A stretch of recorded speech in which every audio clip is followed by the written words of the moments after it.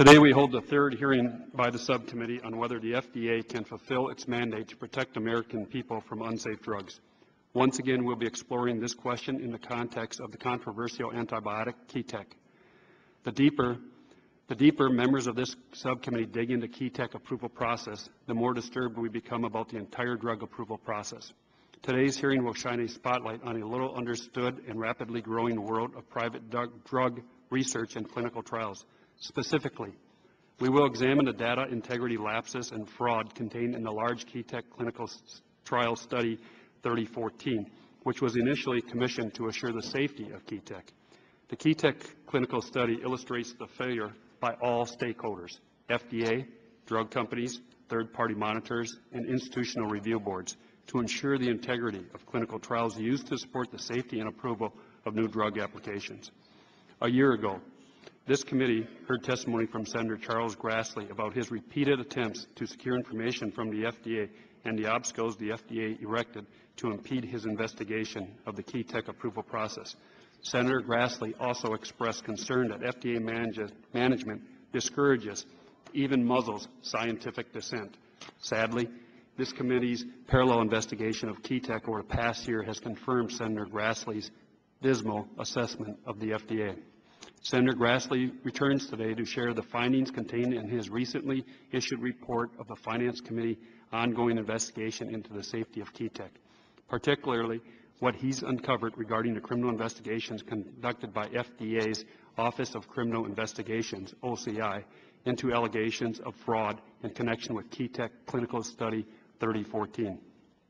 We also welcome back Anne Marie Cisneros, formerly a Senior Clinical Research Associate with PPD, the contract research organization, CRO, hired by Aventis to monitor Study 3014.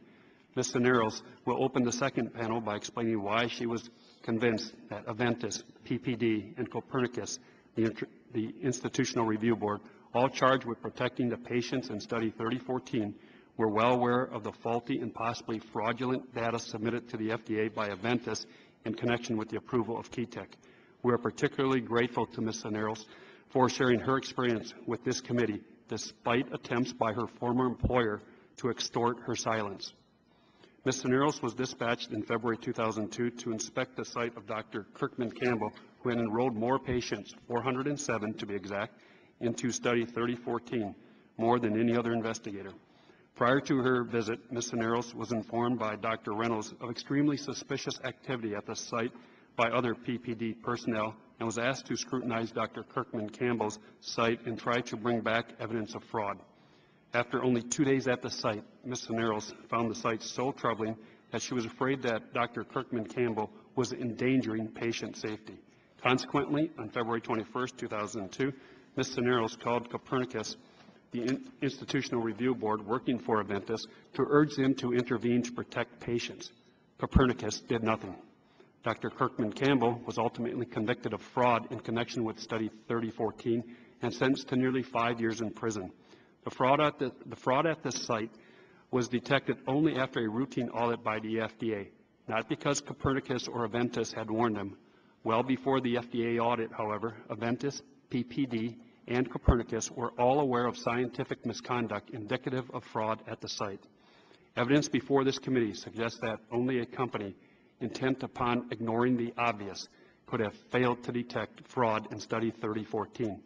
At Kirkman Campbell's site alone, obvious indicators of fraud included the following: errors in nearly every informed consent form, date modifications, initials differ from the signatures, study coordinator entering dates for subjects and the principal investigator, blatantly forged signature on informed consent forms, medical records very limited, use of different color ink on medical charts, overwrites, crossouts, inserts of diagnosis in different colored ink, routine failure to give pregnancy tests to women of childbearing age, study investigator and coordinator unaware of definitions of serious adverse event or adverse event of special interest, no adverse events for the first 300 patients enrolled with drugs known to have adverse events, lab results indicative of blood splitting, lack of proper diagnosis for study eligibility, husbands and wives enrolling together, large number of patients randomized in the interactive voice response system,